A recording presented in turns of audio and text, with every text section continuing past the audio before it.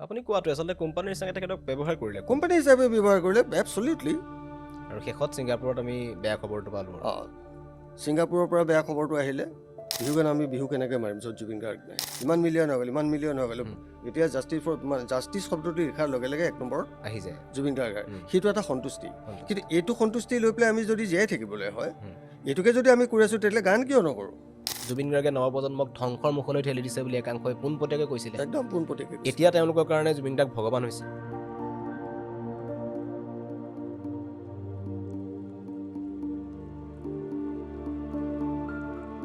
নমস্কাৰ, নিউজ 18ৰ এই বিশেষ পডকাষ্টলৈ আপোনালোকক স্বাগতম জনাইছোঁ।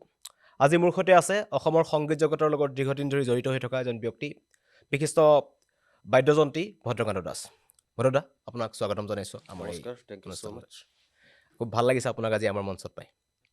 প্ৰথমতে ক'ম যে ডিচেম্বৰ মাহ আৰু বিহু আহি আছে। এইখিনি সময়ছোৱাত আগৰ পৰিৱেশটো বেলেগ আছিল, বহুত বেলেগ, আৰু আজিৰ এতিয়াৰ সময়টো খুব বেলেগ।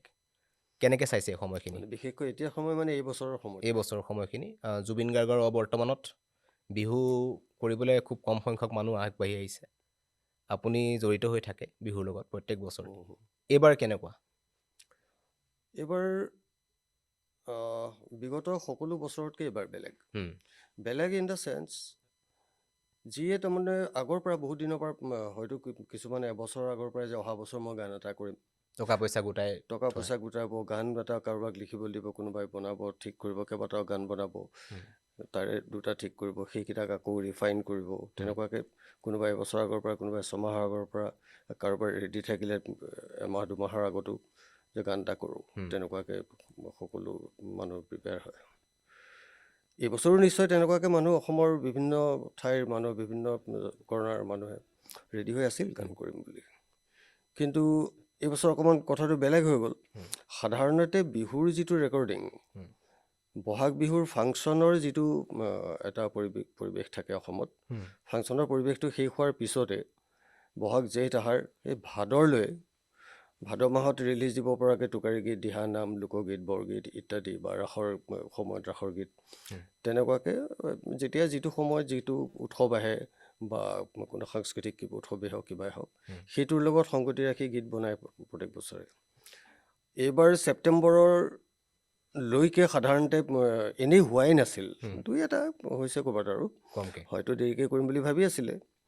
কিন্তু ছেপ্টেম্বৰৰ 19 তাৰিখে এইটো যিটো আমাৰ অনাকাংক্ষিত খবৰটো, যিটো খবৰে আমাৰ গোটেই অসমীয়া জাতিয়ে নহয় অসমখনক স্তব্ধ কৰি দিলে, সেই খবৰটোৰ কাৰণে তাৰপিছত 2 এদিনতেতো কোনেও কৰিব নিজেও নোৱাৰে, কোনেও বাধা নিদিয়ে, নিজেও নোৱাৰে। কিন্তু সেই নোৱাৰা কথাটো ইমান বেছিলৈ আগবাঢ়ি গুচি গ'ল যে এতিয়া তোমাৰ গান কেনেকৈ কৰিব, তাকো বিহু গান। মানে মনত তেনেকুৱা এটা বস্তু সোমাই গ'ল, বিহু গান আমি বিহু কেনেকৈ মাৰিম য'ত জুবিন গাৰ্গ নাই। মানে জুবিন গাৰ্গ অবিহনে আচলতে বিগত 25 বছৰ বহুতে চিন্তাই কৰা নাছিলে বিহু গান, কৰা নাছিলে। কাৰণ এনেকুৱা সময় আছিলে যেতিয়া সেই কেছেট এলবাম আছিলে, য'ত 8টা গানৰ এটা কেছেট ফৰ্মত থাকোঁতে, কেছেটত জুবিনক গান গোৱাবৰ কাৰণে আনসকলক দিয়াতকৈ অভিয়াছলি অকণমান পইচা বেছিকৈ দিবলগীয়া হয়, আৰু মানে হি ডিজাৰ্ভ ডেট। তেওঁৰ যিটো পজিশ্যন, সেইটো পজিশ্যনৰ হিচাপত তেওঁ সেইটো দিবলগীয়া হয়। দিব যিয়ে নোৱাৰে, হেঁপাহটো থাকে যে জুবিন গাৰ্গৰ এটা হ'লেও গান গোৱাম, কোনোবাইতো পাৰিলে 8টা গানেই গোৱাই দিব, যিমান পইচাই নালাগক। কিন্তু কাৰোবাৰ এনেকুৱা হয় নহয় যে কষ্ট মষ্ট কৰি কোনোবাই তামোল বেছি, ধান বেছি, তেনেকৈ গান কৰিবলৈ অহা আমি পাইছোঁ আজি অত বছৰে। তেওঁলোকৰ হয়তো এফৰ্ড কৰিব নোৱাৰে যে জুবিন গাৰ্গৰ গান এটা গাবলৈ মন আছিল কিন্তু নহ'ল।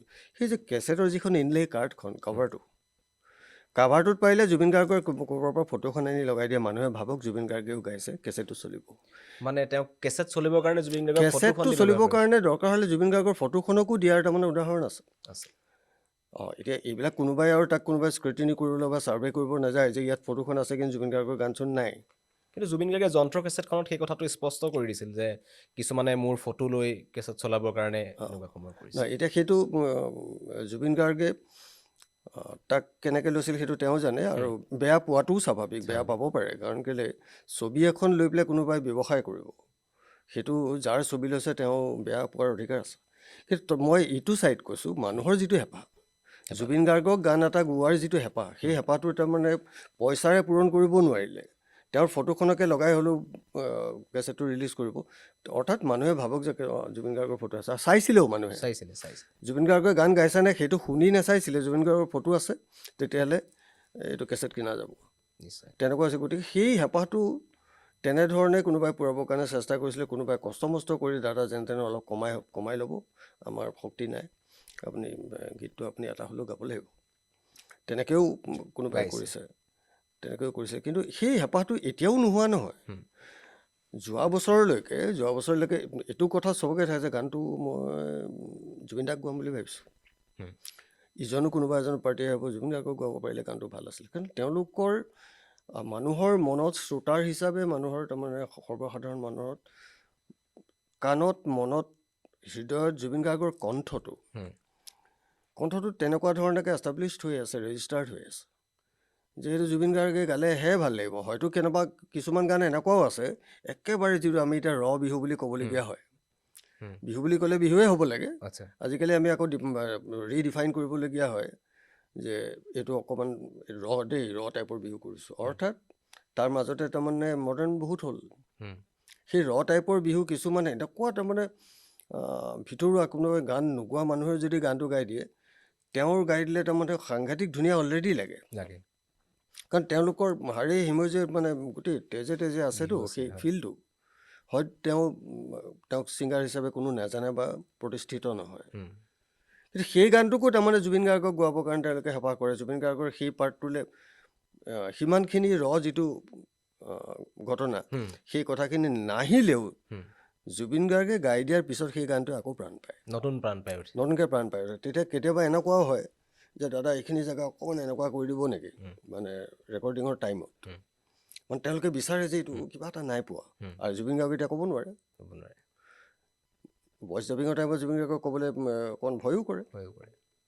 কেতিয়াবা কৈ চাইছে যে কোনোবাই, মই উপস্থিত থকা সময়ৰ কথা কৈছোঁ, যিবিলাকত আৰু আগতে এটা সময়ত প্ৰায় ডাবিংবিলাকতো থাকিবলগীয়া হয় বজোৱাৰ উপৰি, যিখিনি গানৰ লগত বিশেষকৈ মই জড়িত থাকোঁ বা জড়িত নথকা গানো দুটামান এনেকুৱা আছে, দাদা আপুনি আছে যদি যেনে তেনে গোৱাই দিব। যিটো সময়ত প্ৰডিউচাৰে এনেই যে মানুহে কওঁতে কয় যে একদম প্ৰডিউচাৰ লাইন লাগি আছে, লাইন মানে লিটাৰেলি লাইন লাগি আছিলে এটা সময়ত। হাতত তাৰমানে গানৰ বেকআপ থাকে আৰু পইচা থাকে, ইয়াৰ পিছত মোৰ গানটো গাবলৈ ক'ব দেই, ইয়াৰ পিছত তো সেই ভিতৰত আমি থাকোঁতে কৈ দিয়ে দাদা মোৰ সেইটো গানটো আপুনি আগতে লোড কৰি দিয়ক না। হয়তো মই সেইটো কাম মই নকৰোঁ, কাৰণ কেলৈ আগৰ যিখিনি মানুহ আছে তেনেকেই হ'ব। অৰ্থাৎ কথাটো যে কেনেবাকৈ মোৰ গানটো নোকোৱাকৈ পাৰ হৈ গুচি যাব নেকি, মানে মানুহৰ হেতাৰ পৰা লাগিছিলে। সেইটো সময় আছিলে একদম। প্ৰডিউচাৰ কৈছোঁ না, বেগত পইচা আৰু CD বেকআপ। বহুত সলনি হৈ গ'ল সময়বোৰ, বহুত বেছি সলনি। এইবাৰ গতিকে এনেকুৱা হ'ল, মানুহৰ মনটো তেতিয়া কৰিবৰ কাৰণে যিয়ে গান বনায়ো থৈছে, এটা সময়ো নিজে বান্ধি লয় যে মই ইমান দিনৰ আমুক তাৰিখমানত ডিচেম্বৰত বা নৱেম্বৰ লাষ্টত বা ডিচেম্বৰত কোনোবা এটা তাৰিখত ৰিলিজ দিলে গানটো মানুহৰ কাষলৈ যাব। যিহেতু আকৌ তাৰ পিকনিক ছিজনটোকো তাৰমানে টাৰ্গেট কৰে। পিকনিক ছিজনটোৰ পৰা মাঘৰ বিহুলৈ পিকনিকত 2-এটা গান চলে, যথেষ্ট গান চলে। নতুন গান কি ওলাইছে বুলি পিকনিকত বজাব, মানুহে ফূৰ্তি কৰিব, নাচিব। সেই তেনেকুৱা কাৰণেও টাৰ্গেটটো কৰি এইবাৰ সেই টাৰ্গেটটো তেনেকৈ চবেই ফুলফিল কৰিব নাই পৰা। কেতিয়ালৈকে? অক্টোবৰ নৱেম্বৰলৈকে। কোনোবাই যদি কৰিছে মানে বৰ ভয়ে কৰিছে। মই তেতিয়া মোৰ এটা ধাৰণা হৈছে, মনটো বেয়া লাগিছে বুলি যোনটো আপুনি কথা কৈছে। এটা চাম ওলাইছে, যিসকলে ধৰক অকল কণ্ট্ৰভাৰ্চিৰ কাৰণে আছে, এই সময়ছোৱাত কেনেকৈ গান কৰিব পাৰিছে, যিটো আপুনি ক'লে বিহু গান, বিহু মানে ফূৰ্তি দিয়কচোন, বা পিকনিকৰ কাৰণে তেনেকুৱা এটা বিটত গান এটা বনাব, একাংশ সমালোচনা কৰিবৰ কাৰণে ৰখি আছে। বা কোনোবা, এতিয়া আপুনি যোনটো ক'লে যোনে সাহস কৰা নাই, কিছুমানে মন কৰা নাই, এই সাহস নকৰাৰত এই এটা অপশক্তি আছে যোনে এই ইণ্ডাষ্ট্ৰিটোত কাম কৰে। তাৰমানে মোৰে এটা পোষ্টত মই উপায় নাপাই পেলাই এটা পোষ্ট দিছিলোঁ। মই সাধাৰণতে কি হয়, চব কথাত নিজে ভাগ লৈ পেলাই মই ফেচবুকত বা ক'ৰবাত, অকল ফেচবুকতেই মই যি চাওঁ বা পঢ়োঁ, কেতিয়াবা 2-এটা কথা ভাল লগা কথা থাকিলে হেৰি কৰোঁ, শ্বেয়াৰ কৰোঁ। ভাল লগা গান এটা কোনোবাই গালে সেইটোও শ্বেয়াৰ কৰোঁ। কিন্তু ক'বলৈ মন গৈ থাকে মনটোৰ ভিতৰত, মই কথাটো কোনটো কাৰণত নাই কৰা। কিন্তু মানুহৰ মুখে মুখেতো গম পাইছোঁ, নহয় কেনেকৈ কৰিম, কিবা বিহু কৰিবলৈচোন ভয় লগা হ'ল। মোৰ আপোনালোকে ভয় লগা হৈ আছে নে বেয়া লগা হৈ আছে? বোলে ভয়টো বেছি আছে, বেয়া লগাটো কম হৈ আছে। তো ভয় তেতিয়ালৈ কালে কৰিব লাগিব? সেইটো ডাইৰেক্টলিতো কোনো শক্তিয়ে কৈ দিয়া নাই আপোনালোকে বিহু গান নকৰিব। কিন্তু মোৰ এটা পোষ্টত মই তেতিয়া সেইটো সময়তে পোষ্ট লিখিছিলোঁ যে এইটো সময় বছৰৰ, এইটো সময়ত নতুন গানেই কেৱল সৃষ্টি নহয়, হুম। প্ৰত্যেকটো বছৰে মিনিমাম এজন নতুন শিল্পী সৃষ্টি হয়। ডাঙৰ কথা এইটো এটা। হয়। মিনিমাম এজন শিল্পী সৃষ্টি হয়। তেওঁ বহুত বছৰ আগৰ পৰা তাৰমানে লাগি থাকিব, হয় মাক দেউতাকে ছোৱালীজনীক বা ল'ৰাটোক, কোনোবাই কাৰোবাক যে এই ছোৱালীজনী গান এটা গোৱাব লাগিব, ল'ৰাটোক গান এটা গোৱাব লাগিব, ভাল কণ্ঠটো ভাল, তেনেকুৱাকৈ বহুত দিনৰ দুনীয়া আশা সুধীয়া এটা প্ৰচেষ্টা থাকে, চিন্তা থাকে।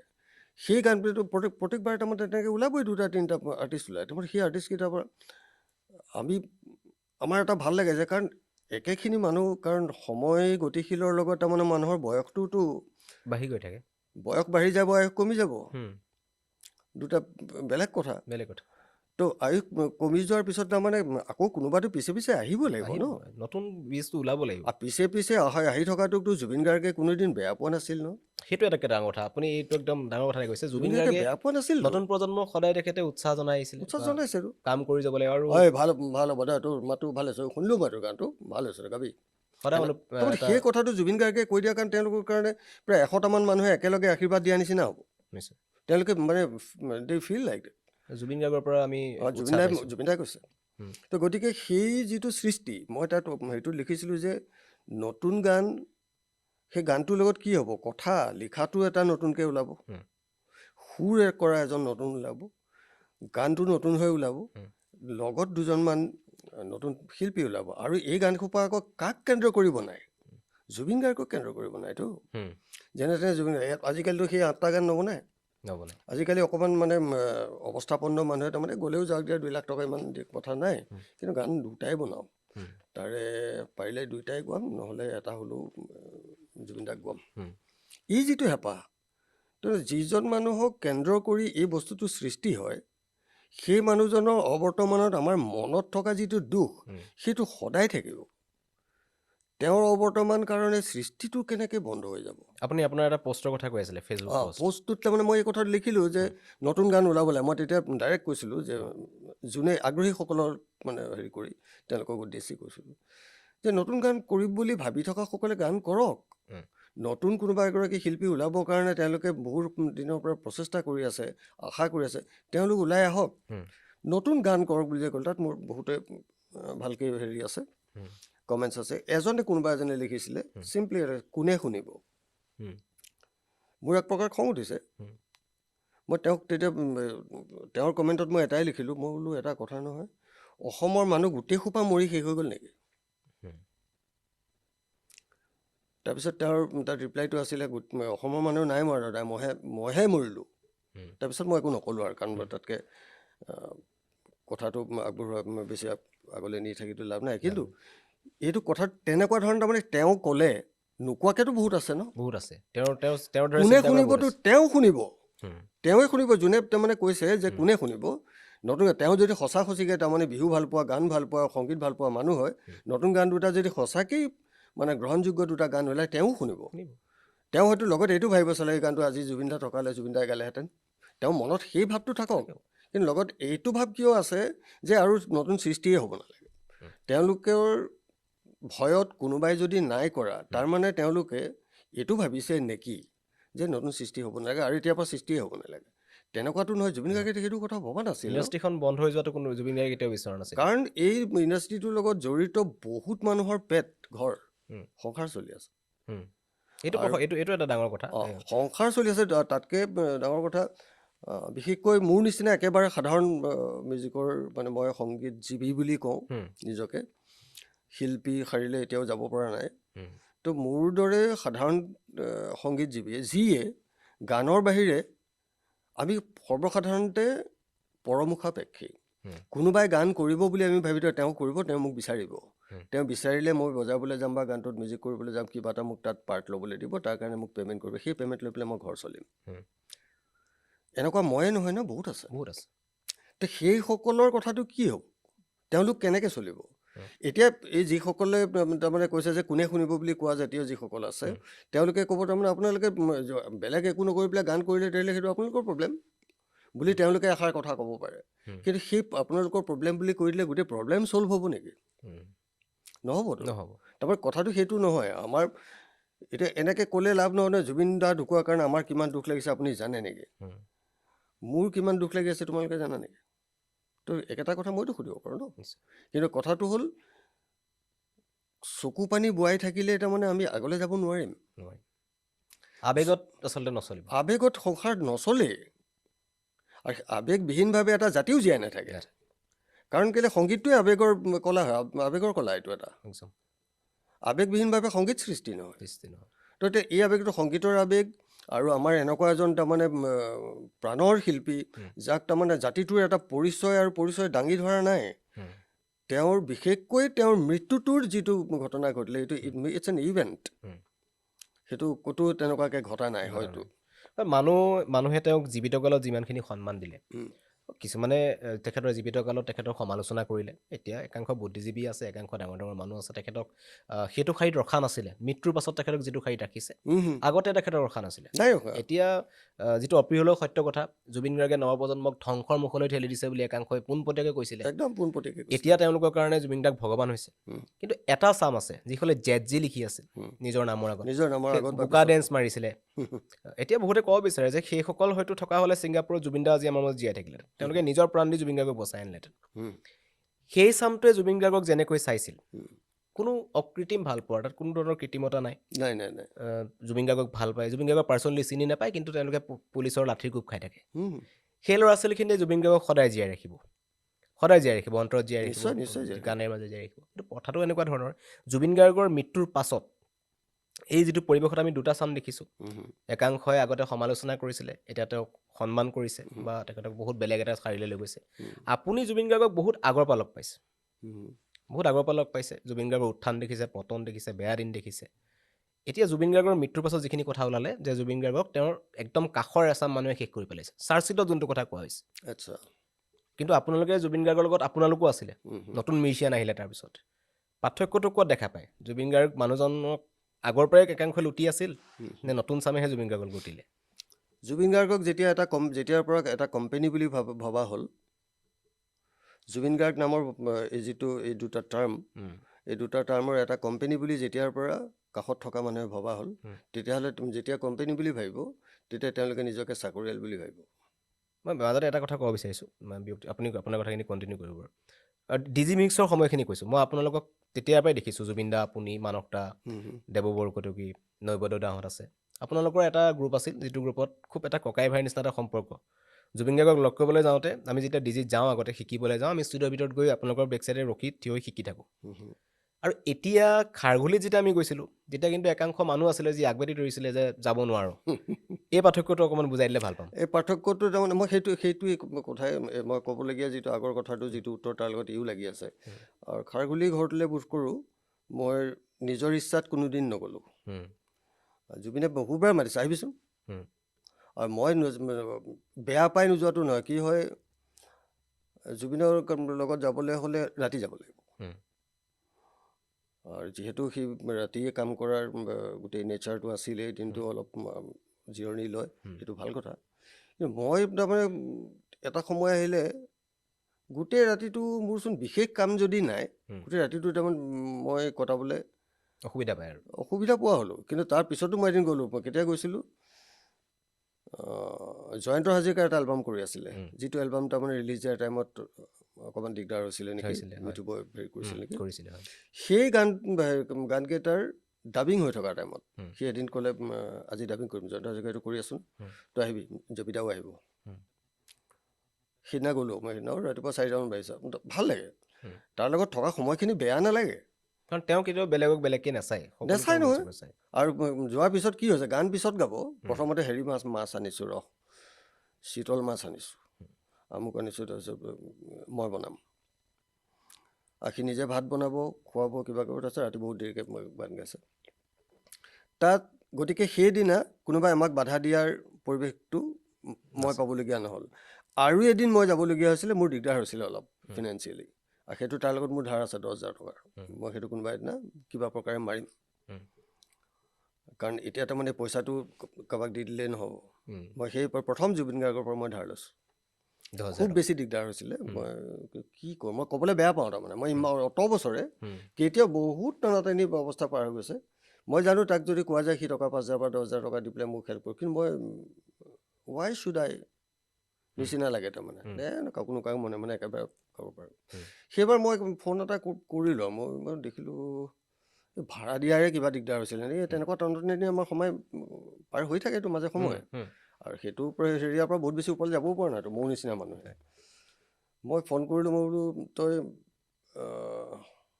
মোক টকা 10,000 লাগিছিলে লৈ যাবি তই আহিবি গ'লি গ'লোঁ সি 10,000 টকা এটা পকেটত সি ভৰাই থৈছে আগৰ পৰা সেই তেতিয়া 2,000 টকীয়া নোটখন আছিলে সেইটো দিলে তই নাযাবি এতিয়া অলপ ফূৰ্তি কৰিম থাকিম মানে আৰু দুই এটা মানে কথা কৈ দিছিল যিটো কথা মই এতিয়া কৈ দিলে তাৰ প্ৰমাণ একো নাই সি পিঠিত ঢকিয়াই পেলাই কিছুমান দুই এটা এনেকুৱা কথা কৈ দিয়ে বহুতকে কৈ চাগে মোকো তেনেকৈ কিয় দুই এটা কথা কৈছিলে তেতিয়া সেইবাৰ গ'লোঁ সেইবাৰতো তাৰমানে মোক কোনো বাধা দিবলগীয়া নহ'ল আৰু চাগে এবাৰমান কিবা কাৰণত খুব বেছি 4 দিনমান মই গৈছোঁ তাত তো গতিকে মই সেইটো ফেচ কৰিবলগীয়া নহ'ল কিন্তু তাত যোনেই গৈছে যদি জুবিন গাৰ্গে গম পোৱাকেও লাগে জুবিন গাৰ্গেই মাতিছে আপুনি আহি যাব তেওঁকো তাৰমানে জুবিন গাৰ্গ থাকে ভিতৰত হয় শুই আছে নহয় কিবা কামত আছে কিবা কথা বা দুজন বেলেগ মানুহৰ লগত কথা পাতি আছে বাহিৰত থকা মানুহসকলৰ পৰা তাৰমানে সহজে এণ্ট্ৰিটো নাপায় বোলে নাপায় পাৰ হৈ যাব চিকিউৰিটি হেৰি পাৰ হৈ যাব চিকিউৰিটি পাৰ কৰিব লাগে লগত তাৰপিছতো মই এটা এনেকুৱাও ইনচিডেণ্ট পালোঁ মোক ছোৱালী এজনীয়ে গায়িকা তাই ককায়েকৰ লগতে এনি টাইম থাকে তাক মানে মোক পিছদিনা নে তাৰ পিছদিনা মোক মানে কথাকেইটা কওঁতে কান্দিছে খুব বোলো কি হ'ল বোলে জুবিন দা তালৈ গ'লোঁ মই আগতে ফোন কৰি থৈছিলোঁ জুবিন দা আহিবি বুলি ক'লে 2টা গান গোৱাব আছিলে মই পইচা পাতি লৈ গৈছোঁ কিন্তু তাত সোমোৱাৰ পিছত বোলে মোক ইমানেই বেয়া ব্যৱহাৰ কৰিলে দাদাক বোলে মাৰিবৰ কাৰণে দাণ্ডাও উঠাই লৈছে আই ডণ্ট ন' তাইৰ কথাকেইটা বোলো দাণ্ডা উঠাই ল'বলগীয়া কি কথা বা মাৰিবলৈ খেদিবলগীয়া কি কথা আছে তোমালোকে গৈছা জুবিন গাৰ্গক গান গোৱাবৰ কাৰণে আৰু জুবিন গাৰ্গেতো সেইটোৱেইতো কৰে গানেইতো গায় জুবিনে জানে নাই তোমালোকে যে যাবলগীয়া আছিলে বোলে জানে জুবিনে নিজে গৈছিলে তাৰপিছত তেনেকুৱা এটা পৰিৱেশ এটা সৃষ্টি হ'ল বোলে নাই বোলে আল্টিমেটলি গুচি আহিবলগীয়া হ'ল বোলে জুবিন দাই গমেই নাপায় আৰু জুবিন দাৰ ভিতৰত আছে বুলি দেখিছোঁ মই নাই বুলি কৈ দিলে বোলে জুবিন দাই ইমান 1,000 টকা লাগিব মোৰ লগত কথা পতা জুবিনৰ কথা জুবিন দাৰ কথা এনেকুৱা ধৰণৰ কোনোবাই কোন আছিলে কি আছিল নাজানো কিন্তু তুমি যিটো কৈছা ডিজিত থকা সেইটো পৰিৱেশ ইয়াত নাই এইটো পিছলৈ নোহোৱা হ'ল বুলি মই জানো এতিয়া কেইবছৰমানৰ আগতে জোনালীত জুবিনৰ নিজৰ ষ্টুডিঅ' কৰি সেইটো বৰ আশা কৰি পেলাই বৰ ধুনীয়াকৈ বনাইছিলে সেইটো তাইলৈও মই এদিনেই গ'লোঁ আপুনি ডিজি পৰিৱেশটোৰ বিষয়ে অলপ কওকচোন কাৰণ ডিজি পৰিৱেশটো টোটেলি এটা মানে এখন ঘৰ আছিল ডিজি টোটেলি সকলো দিশৰ পৰা এখন ঘৰ আছিলে তাত ইভেন ডিজিত কেয়াৰটেকাৰ হিচাপে যিমান ল'ৰা আহিছে প্ৰত্যেকজন ল'ৰা ডিজিৰ পৰা ওলাই যোৱাৰ পিছতে এষ্টাব্লিছড বিভিন্ন প্ৰকাৰে কোনোবা এডিটৰ হৈ গ'ল কোনোবাই বেলেগ এটা ক'ৰবাত চাকৰি পালে কোনোবাই নিজে চব এষ্টাব্লিছ নিজৰ ঘৰ বাৰী আছে গুৱাহাটীত আমাৰে নাই আমাৰ মানে মোৰেই নাই মোৰ নথকাটো তেওঁলোকৰ দুখ নহয় মই কৰিব পৰা নাই এইটো বেলেগ কিন্তু ঘৰ টাইপটো কেনেকুৱা আছিলে দেৱ বৰকটকীও তেনেকুৱা এজন মানুহ ঘৰৰ নিচিনাকৈ গোটেই কথাটো হৈ থাকে ভাতটো আজি মই বনাম বুলি জুবিন গাৰ্গে পাকঘৰত ভাত বনাব তাত মানুহৰ ভিৰ হয় বেছি ভিৰ হয় কিন্তু তাতে আগত বহুত বেছি ভিৰ হয় আমি কাম কৰি থকা মানুহকেইটা থাকিবৰ কাৰণে কেতিয়াবা জেগা নোহোৱা হয় কিন্তু তাত এইটো বস্তু নাছিল জুবিনক লগ পাব নোৱাৰিব এতিয়া আজি নহ'ব তাতকৈ আজি আপোনাৰ গানটো গাব নোৱাৰোঁ বুলি 6 মাহলৈকে এজন মানুহক জুবিন গাৰ্গে দৌৰাই থকা উদাহৰণ আছে দৌৰাই থাকোঁ বুলি নাই দৌৰা তাৰপৰা নহয়গৈ আৰু আজি নহ'লগৈ আপোনাৰ হ'ব কাইলৈ দেখা যাব কাইলৈও বেছি মানুহজন আহে তেনেকুৱাবিলাক হ'ব পাৰে কিন্তু জুবিন গাৰ্গক লগ পাবৰ কাৰণে এইটো পৰিৱেশ তাত নাছিলে একেবাৰেই নাছিলে সেইকাৰণে সৃষ্টিবোৰ খুব ভাল আছিলে শেষৰ পৰ্যায়লৈতো একাংশই ক'ব বিচাৰিছিলে যে জুবিন গাৰ্গৰ সেই আগৰ সৃষ্টি তেওঁ কৰিলে তেওঁ নিজৰ যোনবোৰ চিনেমা কৰিছে বা ইণ্ডিভিজুৱেল তেওঁৰ যোনবোৰ নিজৰ এলবাম আছে তাত তেওঁ কাম কৰিছে কিন্তু বাকী যোনবোৰ গান গাইছিলে যিহেতু এতিয়া ধৰক ৰাংঢালী জানমণি যিমানবোৰ আগতে বিহু এলবাম ওলায় চবতে তেওঁৰ নিজৰ কম্প'জিশ্যন নাথাকে বেলেগৰ কম্প'জিশ্যন থাকে বিহু তেওঁ কম্প'জ নাই কৰা। কিন্তু সেই পিছৰ পৰ্যায়লৈ কিছুমান গান সেই আগৰ মানদণ্ড নাই বুলি বহুতে ক'ব বিচাৰিছিলে, সেই তাৰ অন্তৰালত সেইটোৱে আপুনি ভাবে নেকি? তাৰ অন্তৰালত অকল পৰিৱেশ নহয়, জুবিন গাৰ্গৰ ব্যস্ততাৰ বাঢ়ি যোৱাটো এটা কথা হ'ব পাৰে, আৰু ব্যস্ততাৰ যিটো পৰিধি সেই পৰিধিটো বাঢ়িলে সিও এটা কথা হ'ব পাৰে। সংগীতৰ উপৰিও জুবিন গাৰ্গে চিনেমাটো কৰিবলৈ কাৰণে নিজৰে হেঁপাহ আছিল কাৰণে কৰিবলৈ আৰম্ভ কৰিলে, চিনেমাৰ ফালেও গভীৰ কৰিব লাগে, আৰু চিনেমাত কাম কৰাৰ লগে লগে একেটা ঠাইতে বহুত কেইবাদিনো হয়তো নথকাকৈও থাকে, এনেকুৱা ধৰণৰ সেইটো এটা কথা হ'ব পাৰে। কিন্তু গানৰ যিটো মানদণ্ড সেইটো মানদণ্ডটো কেৱল সেইটো পৰিৱেশৰ কথা নহয়, গান য'তেই কৰিলেওতো ভাল হ'ব লাগে নিয়মমতে। কিন্তু পিছলৈ এইটো কথা হ'ব পাৰে, এই অফ লেট আৰু কেইবছৰমান আগলৈকে যেতিয়াৰ পৰা জুবিন গাৰ্গ অকণমান অসুস্থ হ'ল, ক'ভিডৰ সময়ৰ পৰা বুলি ক'ব পাৰি, তেতিয়াৰ পৰা মানুহটোক আচলতে যিখিনি কেয়াৰ, নৈতিক কেয়াৰ বুলি কোৱা যাওক, আৰু নৈতিকতাটো থাকিলেতো ফিজিকেল কেয়াৰটো চলি থাকিব, সেই কেয়াৰটো জুবিন গাৰ্গে যিটো লেভেলত জুবিন গাৰ্গ হিচাপে তেওঁৰ যিটো পৰ্যায়ৰ এজন শিল্পী, এজন ব্যক্তি, তেওঁৰ যিটো পৰ্যায়ত তাৰমানে কেয়াৰ পাব লাগিছিলে সেইটো তেওঁৰ সেইটো সময়ৰ পৰা পালে বুলি মোৰ ধাৰণা নহয়। মোৰ ধাৰণা যদি ভুল হয় তেতিয়াহ'লে বৰ ভাল কথা। মানে জুবিন গাৰ্গক যিমানখিনি তেখেতে শুশ্ৰূষা বা তেখেতৰ যিখিনি হস্পিটেলিটি থাকিবলৈ নাই, সেইখিনি পোৱা নাই, সেইখিনি পোৱা নাই বুলি ভাবে, কাৰণ ডক্টৰে কৰি দিয়াটো মেইন নহয়তো। ডক্টৰে কেতিয়ালৈকে চাব, গাটো বেয়া লগাৰ পৰা গাটো ভাল হৈ যোৱালৈকেহে চাব। কিবা এটা কথাত বেয়া লাগি আছে, তোমাৰ ইয়াত নেম কেয়াৰতে সোমাই দিলে বা ক'ৰবাত হেৰি কৰিলে, ডক্টৰ হিতেশ বৰুৱাই নিজেই হেৰিয়াত গাইড দি পেলাই হয়তো ডক্টৰ নিজেও চাই বেলেগকো কয় যে তেওঁক চাব, কাৰণ আৰু জুবিন গাৰ্গক ভালকৈ চাব বুলি কোনো এজন ডক্টৰক বেলেগে ক'বও নালাগে, জানে নহয় এজন জুবিন গাৰ্গ জানে, সেইটো হয়। অভিয়াছলি প্ৰত্যেকজনেই তাৰমানে বৰ আন্তৰিকতা সহকাৰে জুবিন গাৰ্গক ট্ৰিটমেণ্ট কৰে। ক'ৰবাত তেখেতক লৈ থাকি গ'ল কিছুমান সুৰুঙা স্বাস্থ্যৰ ক্ষেত্ৰত, বহুত সুৰুঙা থাকি গ'ল, আৰু সেই সুৰুঙাটো বেলেগ একো নহয়, তেওঁক আচলতে যিমান দূৰলৈকে কেয়াৰ ল'ব লাগিছিলে সিমান দূৰলৈকে কেয়াৰ লোৱা নহ'ল, আৰু লগতে জুবিন গাৰ্গ নিজেওতো কেয়াৰ অকণমান ল'ব লাগিছিলে মই ভাবোঁ। কিয়, মই এই ক'ভিডৰ পিছত যেতিয়া সি বম্বেত 3 মাহমান অসুস্থ হৈ থকা নাই জানো, আৰু তাতো তেতিয়াইতো তাৰ এইটো চিজাৰ এটেক হৈছে।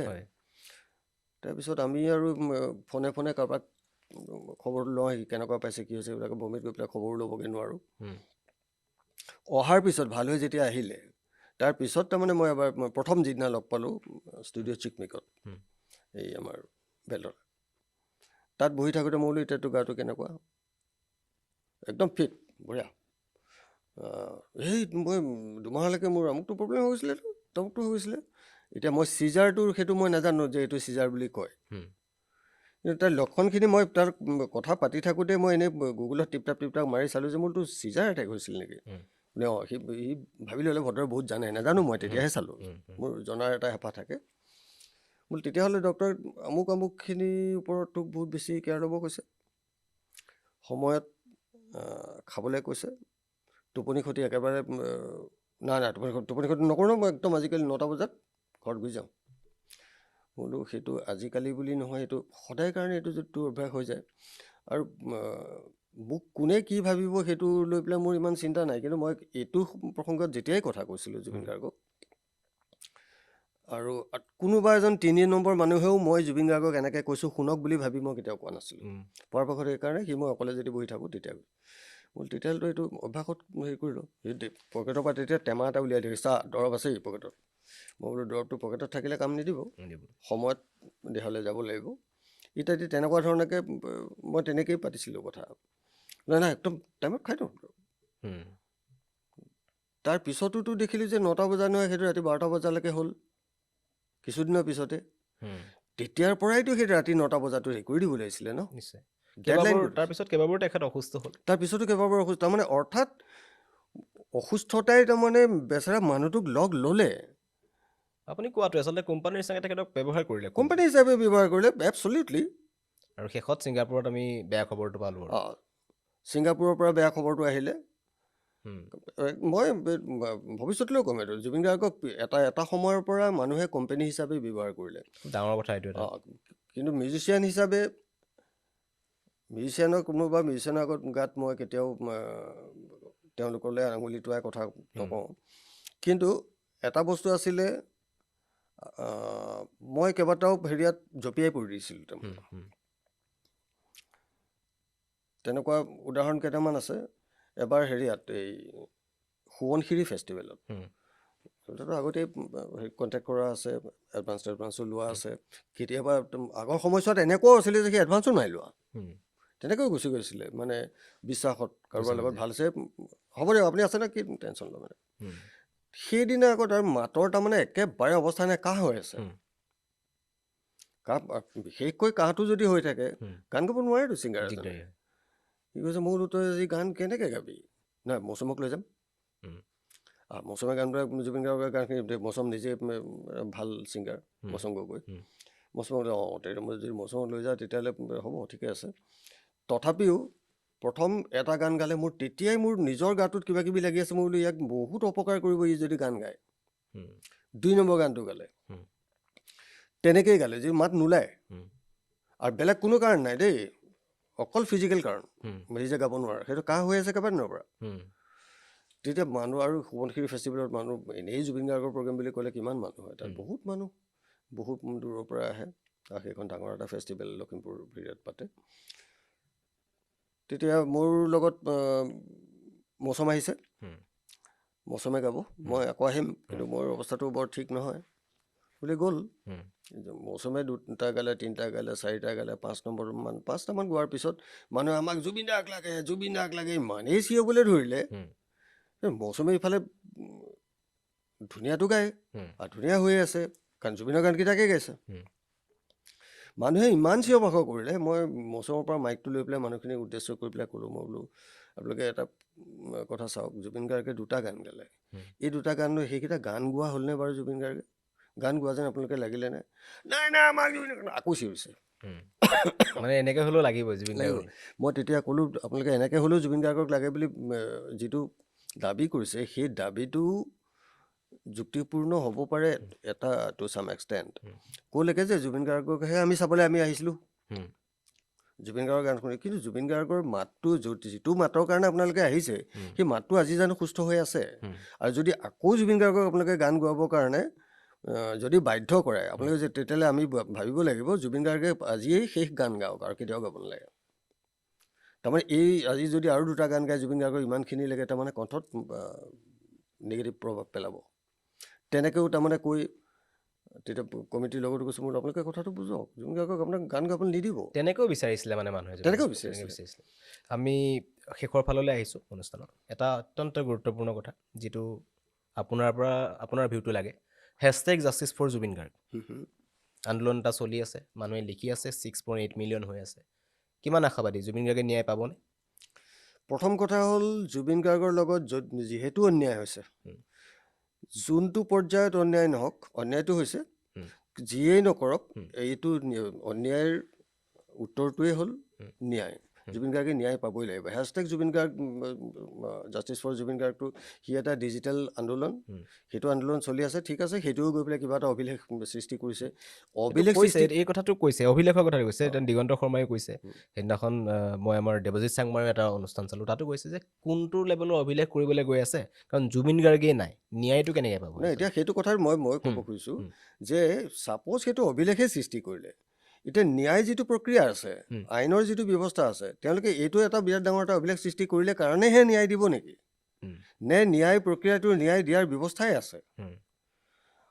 একজেক্ট যিজন অপৰাধী হয়, যিকেইজন অপৰাধী হয়, তেওঁলোকক বিচাৰি উলিয়াই তেওঁলোকক যিটো উচিত শাস্তি হয়, যিটো পৰ্যায়ত শাস্তি হয়, যিটো পৰ্যায়ত অপৰাধ হ'ব, সেইটো পৰ্যায়ত শাস্তি হ'ব ন? তো সেইখিনি পাব লাগিব। কিন্তু এইটোৱে তাত কিমান কি কৰিব, সেইটো তেনেকুৱা নাপাব। এইটো আমাৰ ভাল লাগি থাকিব, আমাৰ সৰ্বসাধাৰণ মানুহখিনি ভাল লাগিব, ইমান মিলিয়ন হৈ গ'ল, ইমান মিলিয়ন হৈ গ'ল। এতিয়া জাষ্টিছ শব্দটো লিখাৰ লগে লগে 1 নম্বৰত আহি যায় জুবিন গাৰ্গ, সেইটো এটা সন্তুষ্টি। কিন্তু এইটো সন্তুষ্টি লৈ পেলাই আমি যদি জীয়াই থাকিবলৈ হয়, এইটোকে যদি আমি কৰি আছোঁ, তেতিয়াহ'লে গান কিয় নকৰোঁ? নিশ্চয়, এইটো গান কিয় নকৰোঁ? আৰু জুবিন গাৰ্গৰ অবৰ্তমানত, এতিয়া আপোনালোক জুবিন গাৰ্গৰ ধৰক জুবিন গাৰ্গৰ লগত খুব ক্ল'জ আছিলে, কাৰণ একেলগে বজাইছে মেলিছে আৰু দীৰ্ঘদিনীয়া আপোনালোকৰ এটা এইটোৰ ওপৰত জ্ঞান আছে। এতিয়া নতুন প্ৰজন্মক আগুৱাই নিয়াৰ ক্ষেত্ৰত আপোনালোকৰ যথেষ্ট দায়িত্ব থাকিব। একজেক্টলি। আপুনি যিহেতু কৈছে যে সকলো ওলাই অহা, আৰু জুবিন গাৰ্গেও সেই কথাটো কৈছিল যে ইণ্ডাষ্ট্ৰি কেতিয়াও স্তব্ধ হৈ যাব নালাগে। নৱপ্ৰজন্মক উদ্দেশ্যি শেষত কি ক'ব যে কেনেকৈ আগবাঢ়ি আহিব লাগে, কাৰণ খুব ক্ৰুচিয়েল টাইম এইখিনি সময়। নৱপ্ৰজন্ম মানে কি, নৱপ্ৰজন্মৰ উপদেশ দিব পৰাকৈ মোৰ ইমানখিনি মোৰ জ্ঞান আছে বুলি মই নাভাবোঁ, কিন্তু অভিজ্ঞতাই কিছুমান কথা কয়তো। জুবিন গাৰ্গক ফ'ল' কৰক, জুবিন গাৰ্গক ফ'ল' কৰক, বা জুবিন গাৰ্গৰ নিচিনা কোনকেইটা কথা ফ'ল' কৰিব, সেইটোহে আটাইতকৈ ইম্পৰ্টেণ্ট কথা। জুবিন গাৰ্গৰ ভইচটো তেওঁলোকে নিজেই জুবিন গাৰ্গৰ ভইচ বনাই ল'ব নোৱাৰে। নিজৰ সকলোকে, প্ৰতিজন মানুহকে এটা এটা কণ্ঠ দি পঠিওৱা আছে। সেই কণ্ঠটোক, নিজৰ কণ্ঠটোক প্ৰথমতে চিনাক্তকৰণ কৰক, নিজৰ কণ্ঠটোক চিনাক্তকৰণ কৰক, নিজৰ ৰেঞ্জটো ডিটাৰমাইন কৰক, ভইচ ৰেঞ্জ যিটো আছে সেইটো ডিটাৰমাইন কৰক। তাৰপিছত তেওঁ ভাবক যে মোৰ ভইচত কোনটো গান, কোনটো শ্ৰেণীৰ গান, কোনখিনি গান গালে মোৰ ভইচত প্ৰাণ পাব। ভাৰ্চেটাইল, সকলো ভাৰ্চেটাইল নহয়। জুবিন গাৰ্গৰ ভাৰ্চেটাইল আছিল। তেওঁ তাৰমানে যি ধৰণৰ গান এটা এনেকুৱা